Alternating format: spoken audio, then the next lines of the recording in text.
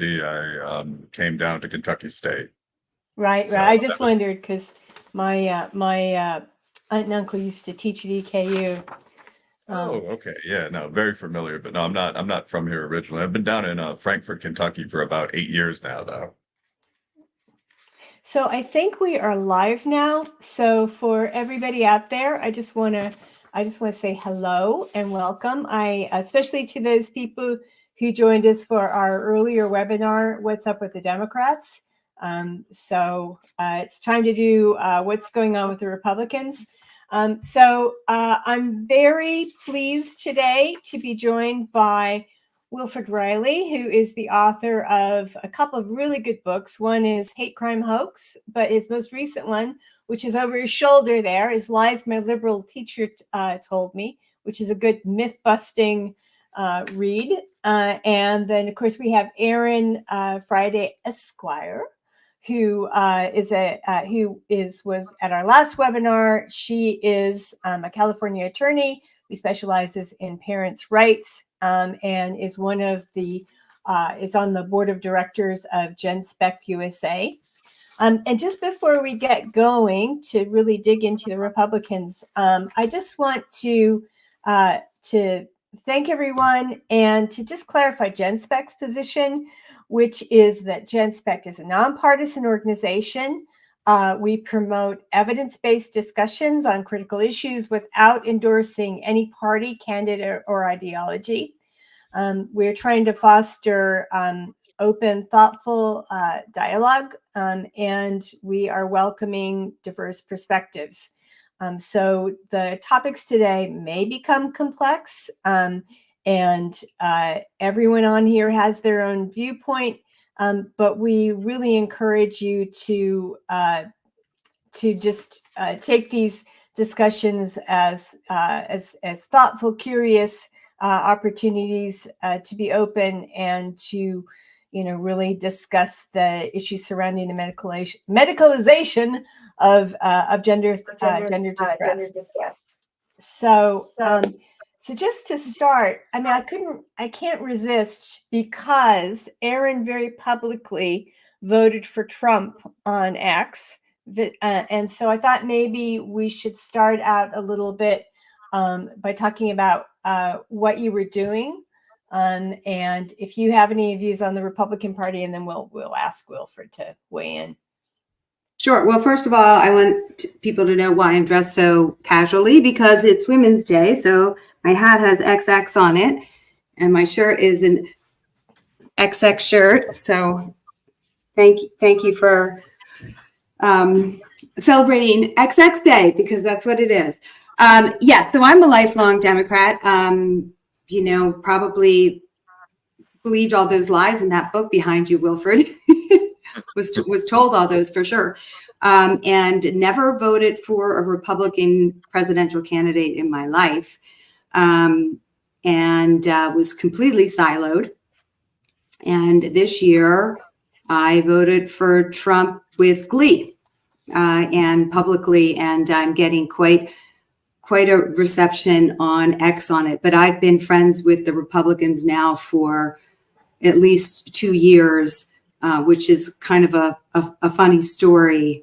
And Wilfred, I'm sure you're going to jump in here, but living in liberal California, I really believed that the Republicans were racist, hated women, all carried guns. And I went to my first Republican meeting sort of incognito, just to see if I was going to be found out. And I was shocked and amazed. First of all, they welcomed me with open arms, not knowing that I'm a Democrat.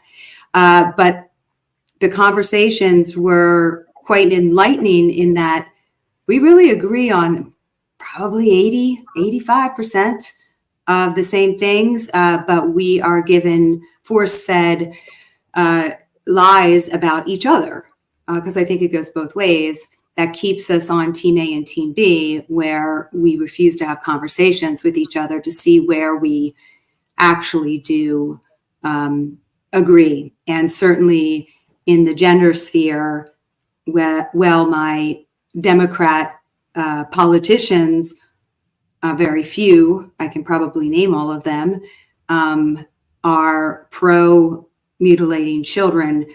The Democrats themselves are not. And so we need to hook our wagon onto the Republican Party because they are being bold and speaking out, at least in some states. So that's a long-winded intro. All right. Just do you have a slightly different question, or just take the same one? Yeah, I mean, I'd be interested to know, have you always been a Republican? Are you a Republican? And if you have any thoughts about how the Republicans are doing with gender. Yeah. So, I mean, first of all, no, I haven't always been a Republican. In fact, I'm a registered independent now. I've been kind of, I mean, I jokingly will say online, I'm a bro-y person that did fairly well in business. Like, I'm a pretty easy target for the conservative pitch. But no, I mean, I think that most people who proceed through the American university system at kind of normal, decent schools, I went to the University of Illinois, for example, get caught up in what I view as just default liberalism. Like, you're not a fanatical campus protester. In fact, you'd probably make fun of those people as you walked by them on the way to a game or your girlfriend's party or something.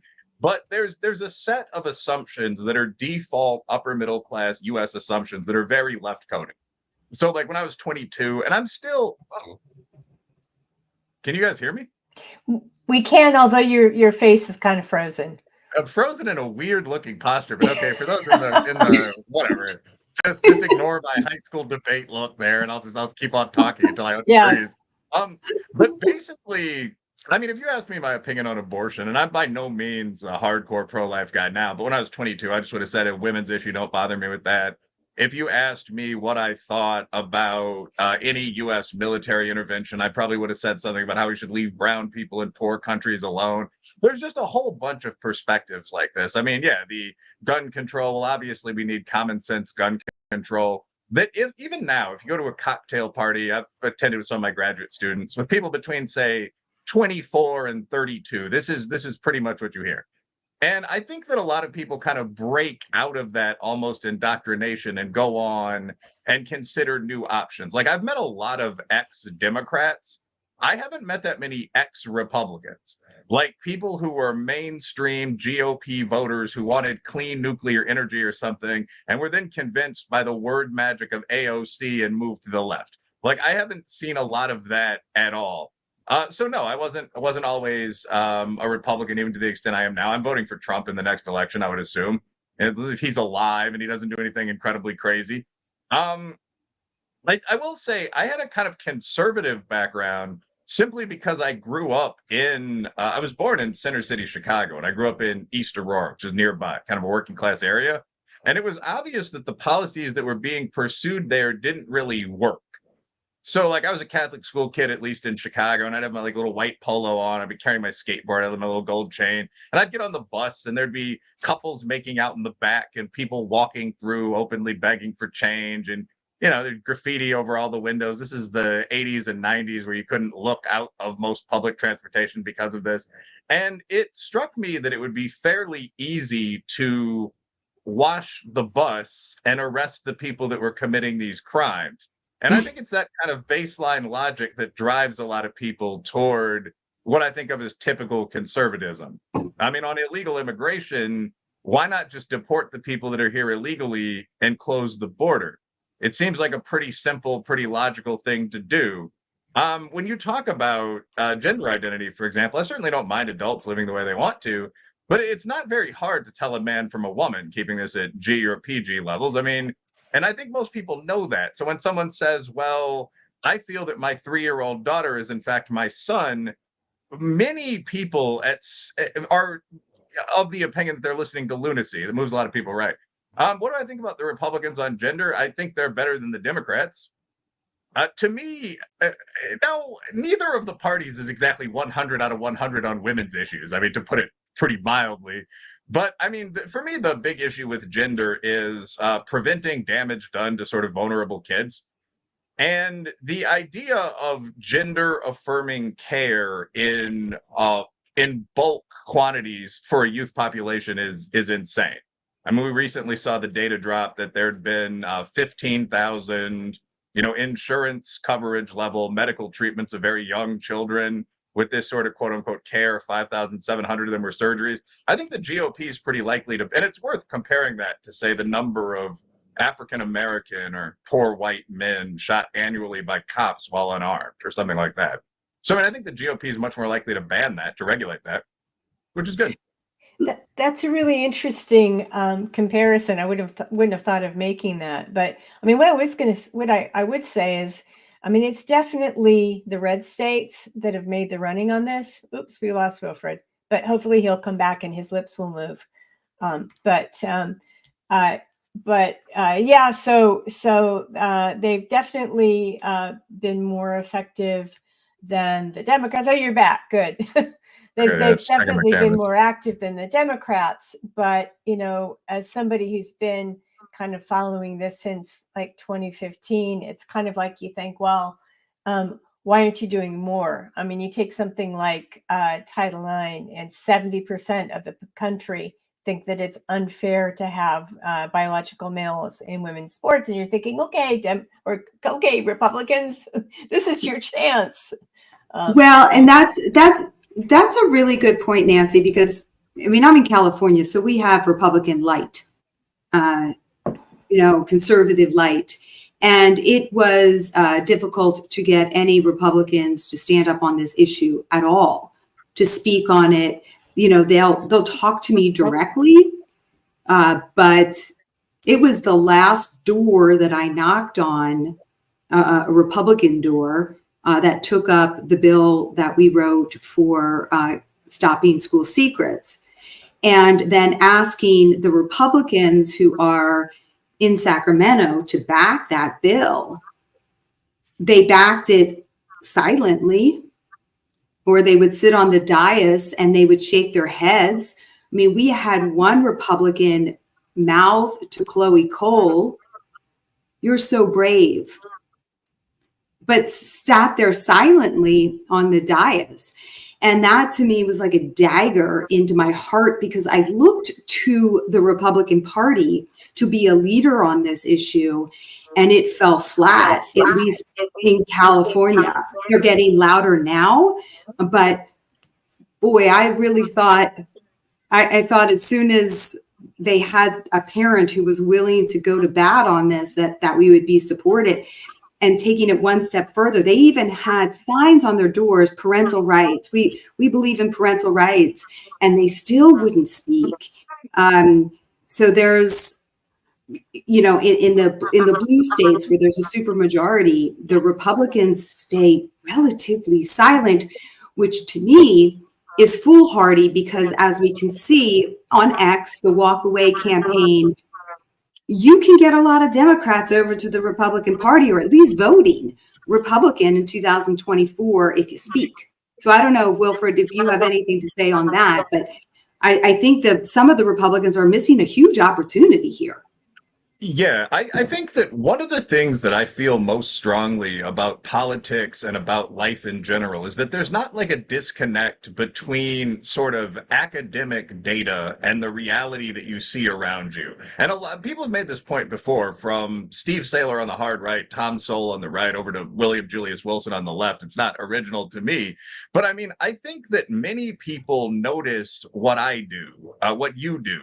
So, for example, the solution to immigration would seem to be to stop people, especially young male warriors, from walking into the country from other countries.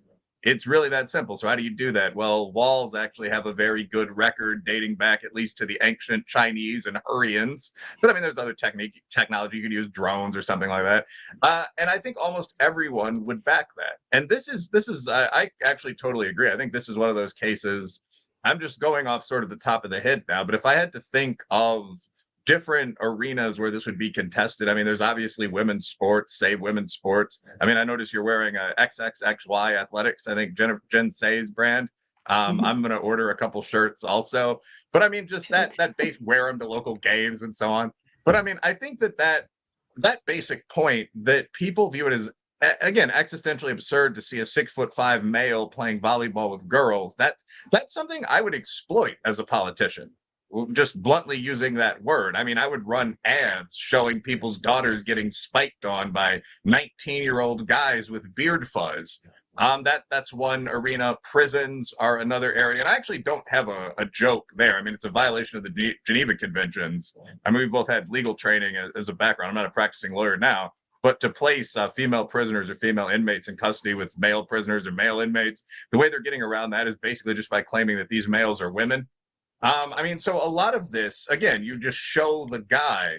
There was a rapist recently who was a member of one of the larger white prison gangs, I think the Peckerwoods, who underwent prison onset gender dysphoria and discovered that he had always been a woman and is now in, I think this is in Minnesota, a women's facility. That's another lane of opportunity. So yeah, I'd like to see the Republicans do more. The focus on stopping what I would just view as child mutilation has been pretty good. But yeah, there's an open track where you have the chance to do something obvious with no competition. I don't, final comment from me, I don't know what they're scared of. I think a lot of people. Oh, sorry, go ahead. Just very briefly, I think a lot of people confuse Twitter with reality. So you constantly see these insane discussions on Twitter, like, is it abusive for me to want my partner to have a job and sleep with me? And there's a contrast between that and the actual world most of us inhabit. So there's a very loud sort of TERF versus TRA trans rights activist fight on social media. In reality, almost everyone's in the first camp to the extent they even have a label. Like if you come out and just say, I don't want your daughters undressing with 17-year-old men, boys, whatever, you're going to have a massive 85% probably public support behind that. It's a figure I've seen. Yeah, it's interesting. One of the things I wonder about is I wonder if it has something to do with the Republican Party organization, because I'm in New York State, which is, again, another blue state, very much aspiring to be California. And you have parents whose kids are affected by this, and they're going to the Republican Party, the local Republican Party, and they're like, ooh, don't know. And even to the extent where I know someone who's a Democrat who is now running the local Republican Party organization because they can't get the kind of existing Republicans to do anything. And another aspect of that is that I think they're an older generation. I mean, I don't want to necessarily generalize from that because I know we've got 50 different states and 50 different, local organizations, but it does feel like it's felt like, particularly over this election season, that the Republican Party is metamorphosizing into something else. Do you guys have any thoughts on that? Well, the Republican Party certainly is long in the tooth that I speak to a lot. Now, certainly these are speaking engagements in the middle of the day, so they're either retired or they don't have a need for a second income. But there's definitely the older generation. And I think that's true in history, that as we age, we get more conservative because we actually understand that higher taxes mean we get less money. And we worked our tails off and paid our dues. We don't really want to give a whole generation loan forgiveness after we worked 2 jobs out of law school to pay for law school. So there's that, but I think there needs to be a resurgence, and I think it's happening where the younger generation, certainly the boys, I mean, I see this with my son, he's 19, he and his whole crew, and they're California kids, are all becoming really Republican and conservative because they're tired of this. The girls will follow, I think, after, but right now I see a surge of young boys done with, identity politics, because it's them too who are being prejudiced against. It's these young white boys who work their tail off, Indian kids, Asian kids where I live, who are now white adjacent, and they're losing their, well, that's what we call them, right? They're no longer Asian, they're white. They're losing their opportunities, their higher education aspirations. And certainly in my neck of the woods, I mean, we're getting rid of IB programs and, honors classes. So we're trying to dumb everything down. And these boys in particular don't think it's fair. Yeah, I mean, I think the Republican Party is definitely going to have to change from what it was in the past. I mean, so for a very long time in America in political science, you had a really distinct partisan split where the Democrats were the party of kind of working union labor, some soldiers, African American, middle class, sort of Main Street. And the Republicans were more Wall Street without any real criticism. I mean, management, small business owners, so on down the line, higher ranking members of some of the different organizations that I've mentioned. And the two went back and forth for a really long period of time. But that pattern is dramatically changing. I mean, you started seeing it shift a little bit as far back as Reagan. But I mean, then you had Bush. I mean, Trump, though, is a complete counter to that. I mean, Trump's politics are basically populist. If you just go on YouTube and delete cookies on your computer and look around, you'll see things like the rap group Trump Latinos. They have a song called it's something like Hot MAGA Mom. I mean, there's a huge outreach base that comes with this sort of new GOP idea, which would be kind of anti-crime, anti-immigration, anti-racism in all directions, although maybe especially against white Americans. I think that's basically good. The gender stuff can easily fit into that. The one thing I would say with the kids is that it's hopeful that this doesn't. There are two ways it can go. One, the GOP could be a backlash to a left that increasingly seems to be basically just racist and sexist. I mean, where, again, if you scroll over to social media, you'll see book titles like White Men, The Problem with the World, and so on down the line. And I mean, like, I'm a black guy, but as, an adult in a jacket who's not poor, who's male, it is incredibly annoying. And it's all nonsense and bullshit, really. Like, no one believes it in reality, but you do see it having a poisoning effect on many young women, many radical students I've had at different colleges over the years. So the GOP counter to that can either be we're the party for everyone that's willing to work hard, think like an American. We don't hate, women or men. We don't hate blacks or whites. That's the ideal. The other alternative would just be being the straight backlash party, where instead of the fourth wave feminism, you have kind of the red pill, He-Man, woman haters club kind of stuff. And I think you see that to some extent where I mean, there's a very sharp distinction among young men. If you talk to someone like Alex, the guy who runs the Date Psychology Network, where about 45% of them have never really approached a woman. They've never asked a girl out on a date. They've never really done much of anything. I mean, 50% of high school senior men are virgins, blah, blah, blah. And a lot of those guys have really negative attitudes toward women, based largely on non-encounter, like feminism's ruined them, social collapse has ruined them. And a lot of the things as a man that they're complaining about are just male-female fights that have existed since Adam and Eve. And then the other 55 to 60% of guys are dating, but in kind of the reverse, in sort of a sketchy, tender, come over to my furnitureless apartment kind of way. And I think that you really don't want to pitch to either of those groups and just say how you're living right now is wonderful, speaking as a man. Like, there has to be a coherent message that's something other than polarization and anger. Otherwise, you'll just get the angry black guy party and then the angry white guy party. And that actually, to some extent, is the situation we're kind of in when people say, well, neither of these parties is that great on basic women's issues. Yeah, I mean, we've got a lot of comments on Trump in the comments, and it is interesting. I don't know if any of you read Chris Rufo wrote something recently about J.D. Vance and the role that he might be able to play in. He basically makes the case that Trump is very instinctual. He's a bit of a loose cannon, but his instincts are often right.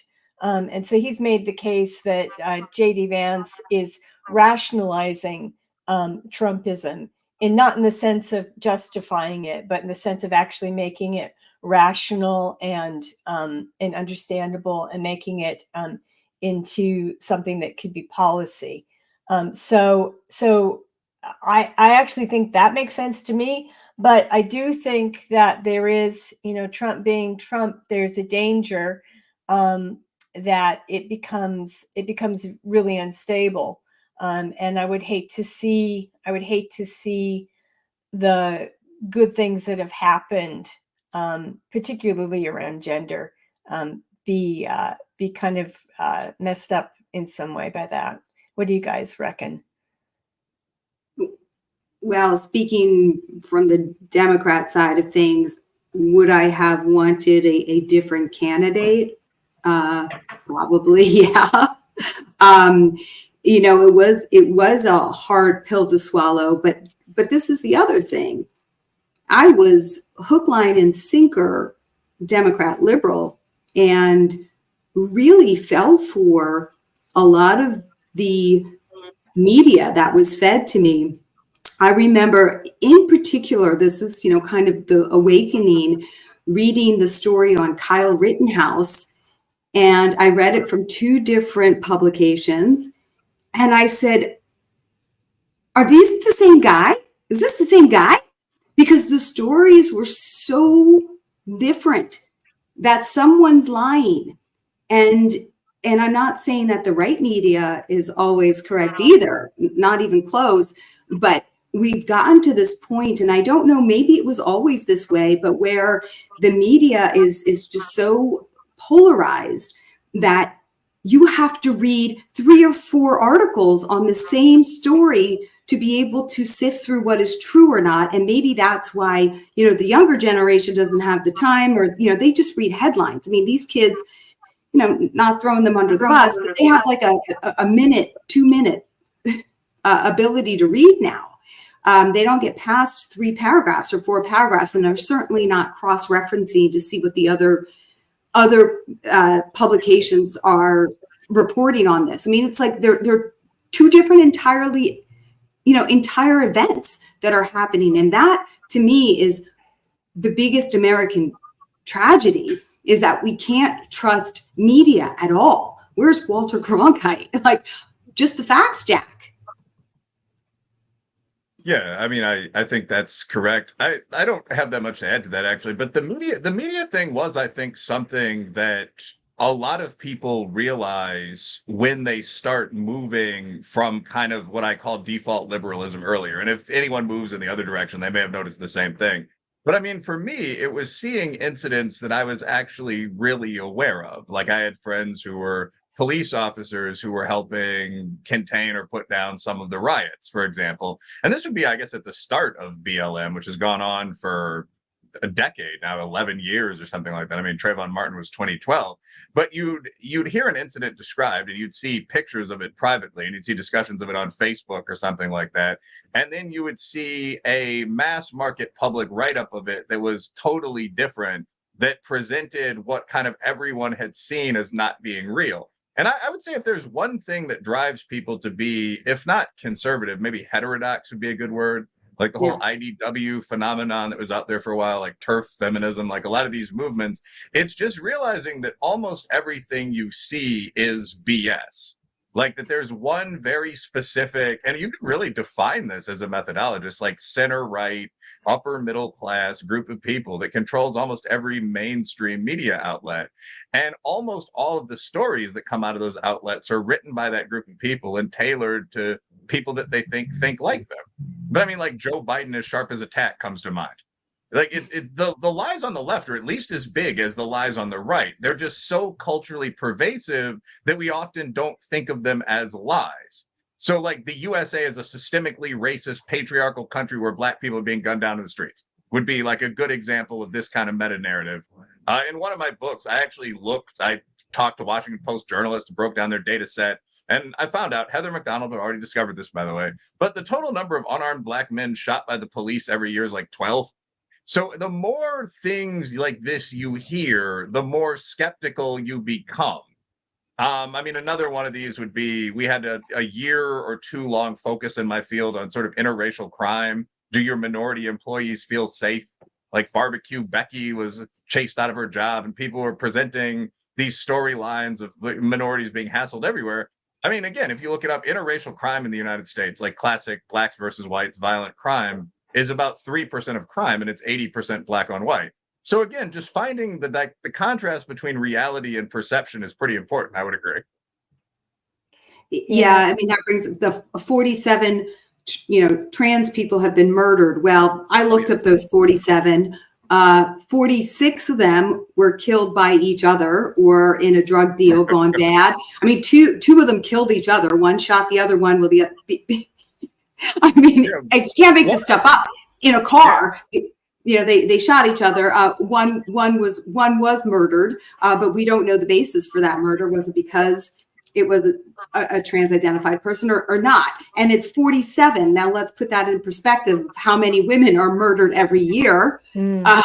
It's not even close, but that's what the media says over and over and over again. And we have a special day, of course, celebrating or having a day of remembrance. And then kind of going back to, how the press portrays things. I truly wouldn't have believed, Donald Trump was the fake news.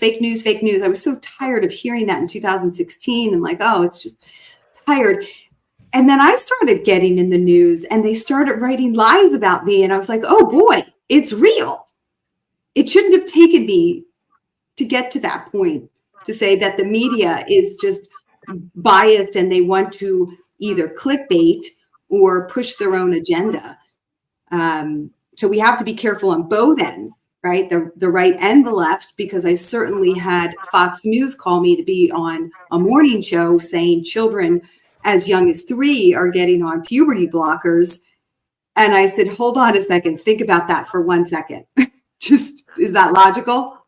A 3-year-old on puberty blockers, what are they blocking? Nothing. Exactly. But so it happens on both ends. So we as Americans, unfortunately, have to spend a lot more time looking at what we're voting for and what is true and what is not true, and which party is maybe the lesser of two evils.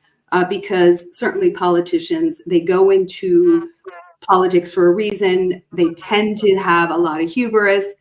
Good for them. I mean, if you're in front of a camera all day, you've got to have a little bit of vanity, and you're not always right, certainly, and sometimes you answer poorly, but yeah, I guess that's just to go back to the boys. I mean, one of the interesting things I've noticed, because I have boys too, and they're all they have like a Trump thing in their room, but is which would horrify all of our friends, but this generation is one that you say they don't have the attention span to look at things in depth, but what I noticed with my kids, and I suspect it's true with others, is that they have grown up watching YouTube and watching videos. And so they often will come to me and will say, well, look, I've seen this documentary. What do you think of that? And it is interesting because somebody in the chat made the point about legacy media dying. And I just wonder, Wilfred, you said we have to remember that that the real world is not Twitter, but the real world is also not the legacy media. Because they aren't representative of mainstream opinion. Yeah, no, I mean, just to jump on that for a second, I think the real world definitely isn't Twitter. I mean, so Twitter's demographics are actually really atypical, even for a social media site. The 10% of the population uses it, like very disproportionately upper middle class, high IQ, about evenly male and female, but disproportionately white and Asian, so on down the line. Very coastal, like Chicago's the only Midwest outlier that uses Twitter. Like my first article for National Review was actually on the quote unquote Twitter files. And I looked at some of this data and it was pretty much what you'd expect. But I do think like Twitter is one massive source of information now. I think that's the point you guys are making. So there's never again, there's a plus and a minus to there not being a Walter Cronkite. The minus is that there's no agreed on like centrist and national source of news where you can just turn on the TV and say, well, he's not going to lie that much. And you can sit down and watch like channel, what was it, 2? I mean, there are only 6 of them. You know, I came up at the tail end of this era. I mean, I'm about 40, so it was we had Fox by that point. In Chicago, we had Chicago's own attempt at a national superstation, which is like 12th in the country pretty consistently. It's WGN Channel 9. But there weren't that many TV channels. You'd turn the knob around and you'd listen to someone reasonable. Even the local Chicago guys like Al Roker are nationally famous now. That's really changed. So, I mean, you have Fox, you have CNN, you have MSNBC, but kind of getting to the point, I mean, now you have other platforms, whether that's Ben Shapiro, the Young Turks, Barry Weiss, kind of in the middle of those two that have larger audiences. The single largest thing that helped out my latest book, Lies My Liberal Teacher Told Me, was actually getting retweeted by Elon Musk. So I've been on major TV shows. Like I've been on Brian Kilmeade's show. He's actually a friend of mine. It was a good experience, that kind of thing. But I mean, just this guy saying, hey, you should check out this edgy author online. I think of 50,000. Oh, no. Oh, Wilfred, if you can hear us, we lost you. We lost you at 50,000. Yeah. You know, while we're waiting for Wilfred, I agree with what he's saying. I mean, one of the things I think about sometimes is that when you have so much information, it's almost like too much for people to take in. And so the kind of go-to thing is to sort of say, is this something my tribe would say, or is this something the other tribe would say?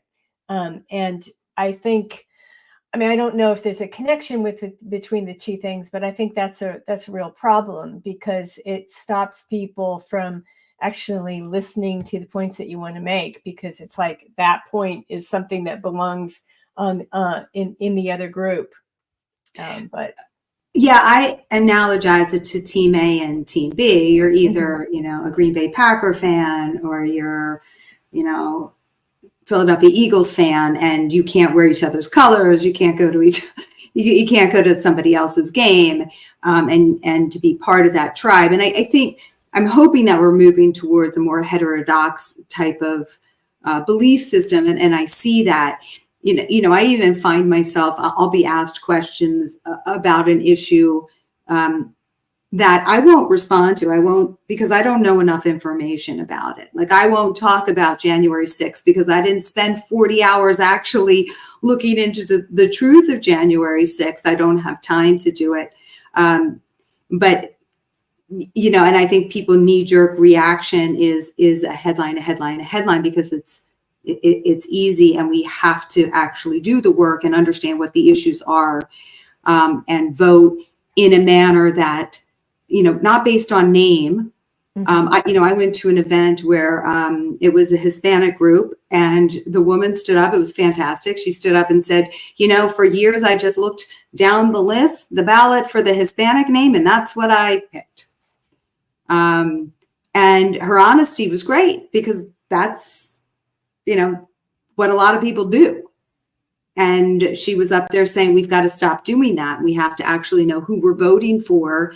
And it's a lot of work, especially when you're voting for judges, which is really important to understand who your judges are, because judges, the courts are our last frontier to stop this gender monster from advancing, is really the courts. And so those people who have judges on their ballot spend the time to find out information about that judge, because these judges are the deciding factor, certainly at the trial level. Well, I really agree with that. And I think it's interesting that the fight has kind of shifted. Oh no, I was losing you too. That the fight has really shifted to the courts. And I think part of that is that, at least in my experience, it's become very difficult to get hold of your elected officials. It's almost like getting elected is kind of the price to entry. And then, then if your constituents come to you, it's not true universally, but certainly where I am, it's like, you kind of doff your cap and you say, can I please have a few moments of your time? And, and you don't always get it. And when you make your concerns heard, you can almost see them thinking, okay, well, who does this, what block does this relate to, and what votes will I get, if I support this thing, or if I'm against this thing, which is really not the right way to look at it, I think. Well, it's all really, I mean, politicians want to stay in office. Of course, there's very few politicians who go into politics because they want to, they're benevolent. They want to stay in office, and this is why certainly a lot of the Republicans, California, stay silent on this, because they know they'll be primaried, or that they won't get. I mean, we'll look at Bill Assaili. He's an assembly member. Every one of his bills was killed, even like silly bills about saving. I mean, it's not silly. I'm a dog lover, but a bill related to dogs. Mm-hmm. That got killed by the Democrats as punishment. And so you have other Republicans who say, well, I'm going to stay silent now because all of Bill's bills got killed without a hearing, or voted out on at the first committee as punishment. Now, Bill happens to be in politics to do good, and so he just continues on. And he even got punished by the Republican Party itself, because they want to stay in office. And if staying in office means to sacrifice a few women and sacrifice children, they're willing to do that to stay in office. And politicians do that all the time. Democrats do the same thing. They'll tell me in closed meetings that they're on my side on this issue, but they won't do anything unless I get them a whole team of other Democrats that are willing to do it too, which is a really hard thing to do. So they need you to build that other team for them. So yeah, it's moved to the courts because we can't get the politicians to move. We saw this at our last Genspect, Meet the Democrats, and with Sean Thierry. What did she get? She got kicked out of her position because she stood up for children. And she also stated, I said, well, there were other Democrats who voted to protect children's bodies. And she said, well, they weren't running again the next year. And so, they were lame ducks, so they could take that risk. And that's shameful. It is. It's kind of, it's the opposite of what democracy is supposed to be. And worrying, but I mean, maybe it's just the idealist in me. Is I think that there are some issues that are so incredibly important that you have to think that they can break through, and I'd like to think that this is one of them. But maybe I'm being naive. No, not at all. Not at all. I have absolute 100% confidence that this is going to end. It's just it's a matter of time, and how many children and vulnerable adults, because I don't want to forget about them, that will be harmed in the interim. Mm-hmm. I mean, the Supreme Court is taking up a case right now that is dealing with banning gender interventions on children. If the Supreme Court rules in the correct fashion, which I'm very hopeful that they will, that's going to be a massive opening for it to end as to children. The lawsuits are growing in number, and they're starting to win in the schools, certainly with payouts, with settlements. The detransitioner lawsuits, there's 11 now. There's more coming, and they're going to be even bigger. I personally was reached out to by law firms probably 2 years ago.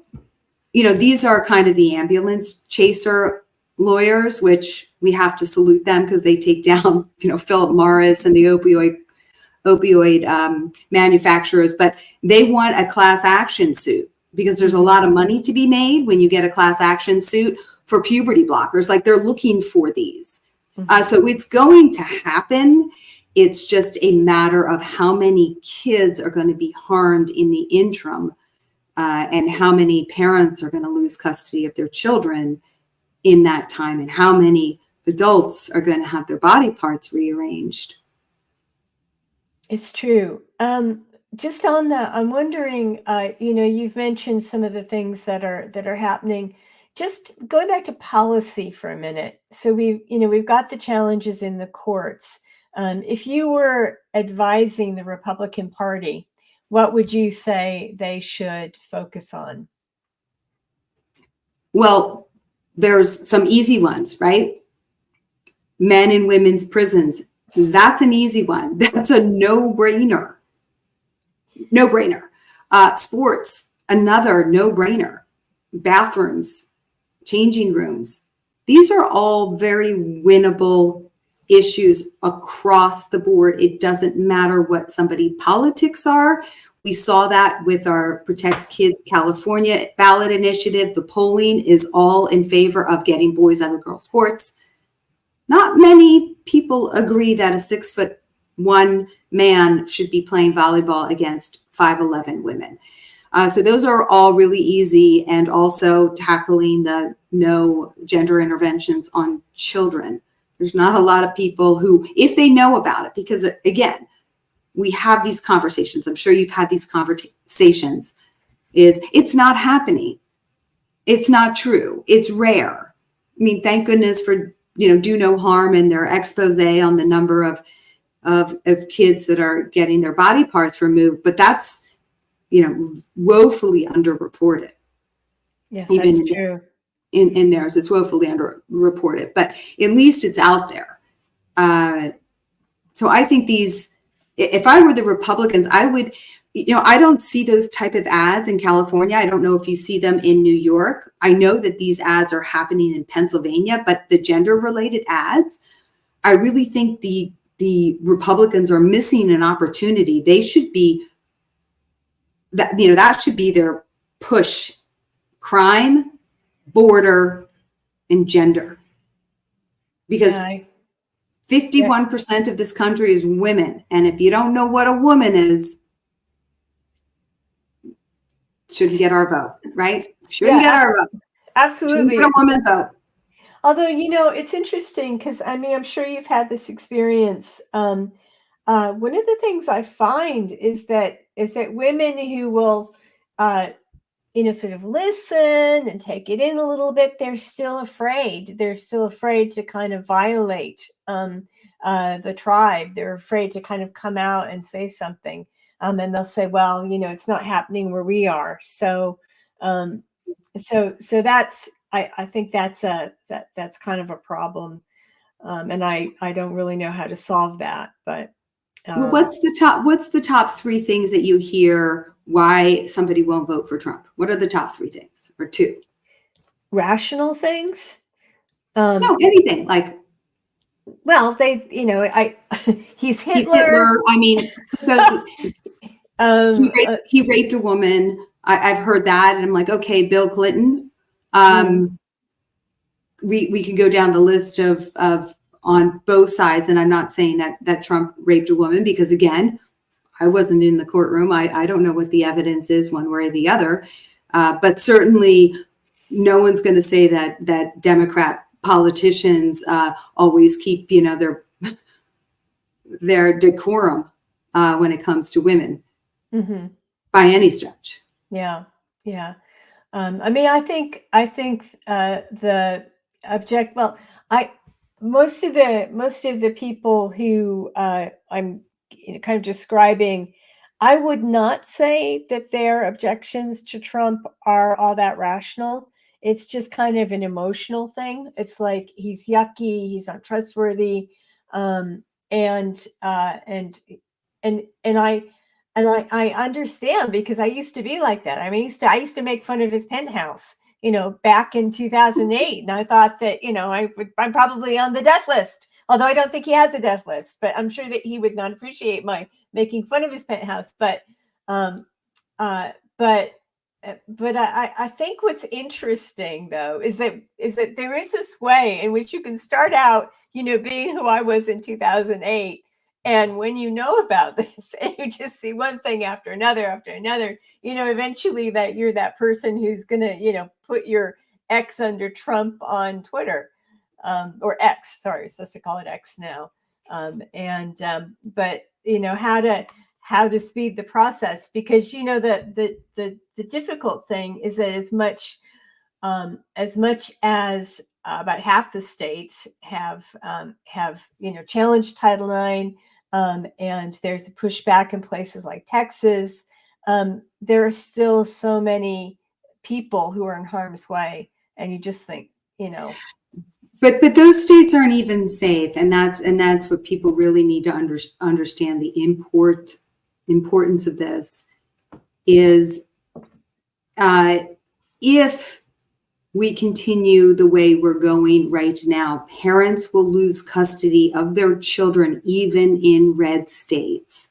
So there's going to be no safe place for you to raise your children where you won't be forced as a parent to make a choice between having custody of your child or transitioning your child. It will be the equivalent of abuse, emotional abuse, if you do not transition your child, if the Supreme Court does not rule the correct way in this upcoming case. So we are really at a precipice. And this is what I try to tell the really liberal women. And I get it. Look, my painter reminded me that how much I hated Trump in 2016, that I said, I hope he has a heart attack. That was me. But I now look at it as, if women want to retain any rights, and let's just put abortion aside, because I'm telling you, blue states, we're going to have abortion rights forever. I mean, it's very unlikely they're going to disappear. It's just not going to happen. And Trump doesn't want a federal ban. He said it, I don't know how many times. But we're not going to exist. And if we think for a second that the Democrats are going to have an epiphany once they get elected again, oh, we shouldn't be doing this to women, and women should have their sports and their safe bathrooms, and men shouldn't be in women's prisons, we're delusional, because they've had opportunity after opportunity to change their way, and they're doubling and tripling down. It's only going to get worse. And so we may have to swallow the red pill to return some reality back to the United States. And maybe the Democrat Party, I'm still a registered Democrat, because I still hold out hope that they'll come back to,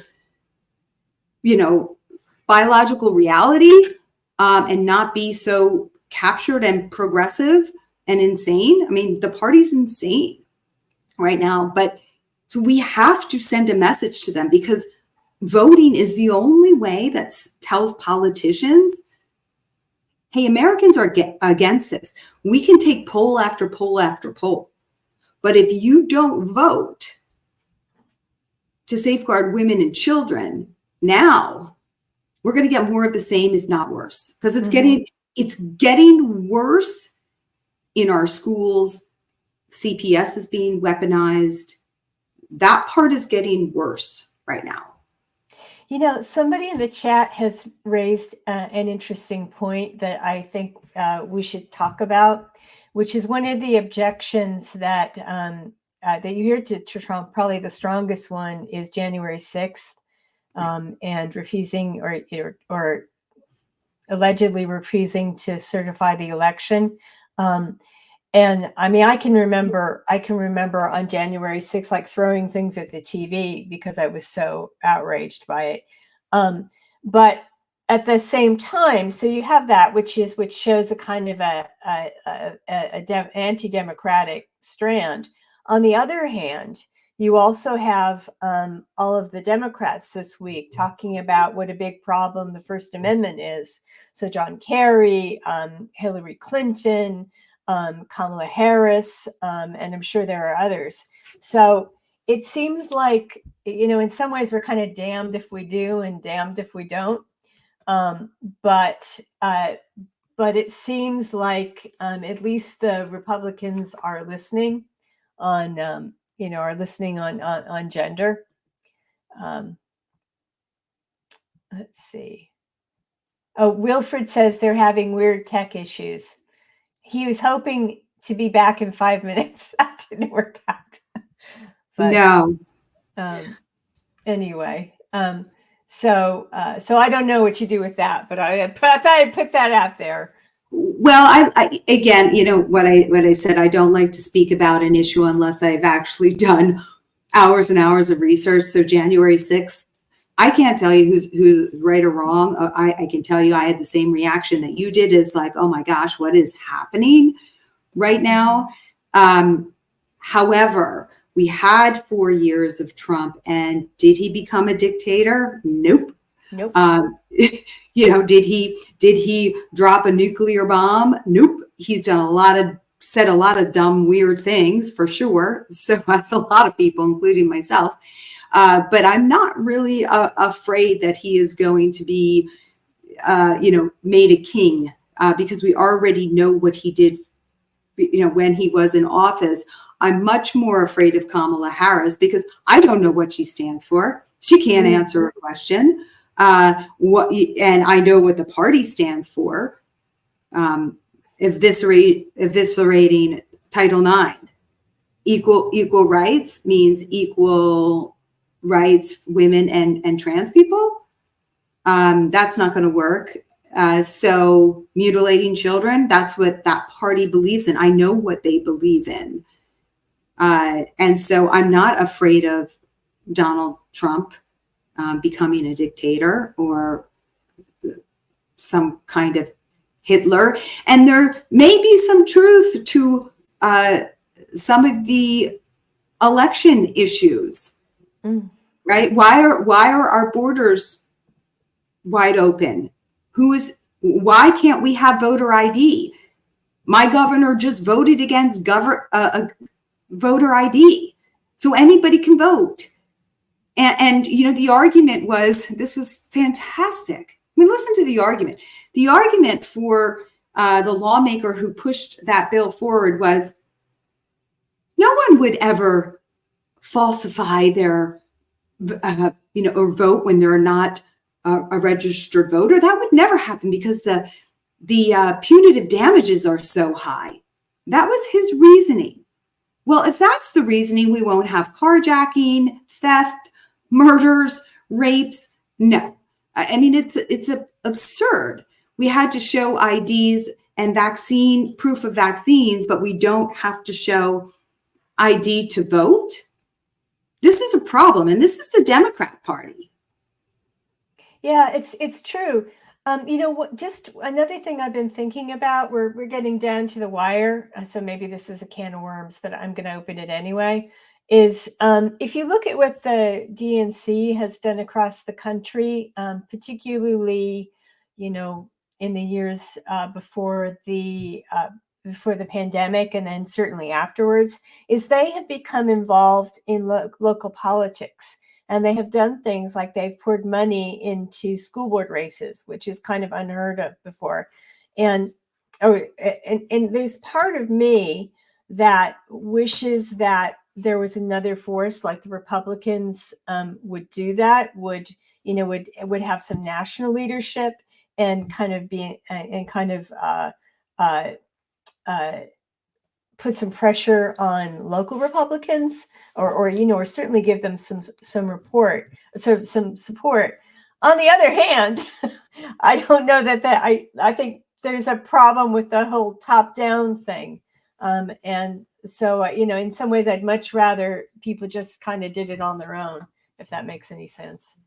Well, there's a lot of nonprofits on the progressive left, and this is why the Democrat Party went so progressive left, that has a lot of money and a lot of sway. Like you have Planned Parenthood in California, I think brings in $40 million. That's a behemoth, and they're throwing their money behind candidates who will push the trans agenda, because Planned Parenthood now makes more money off of transgender interventions than it does with abortions because people aren't having sex, the younger generation.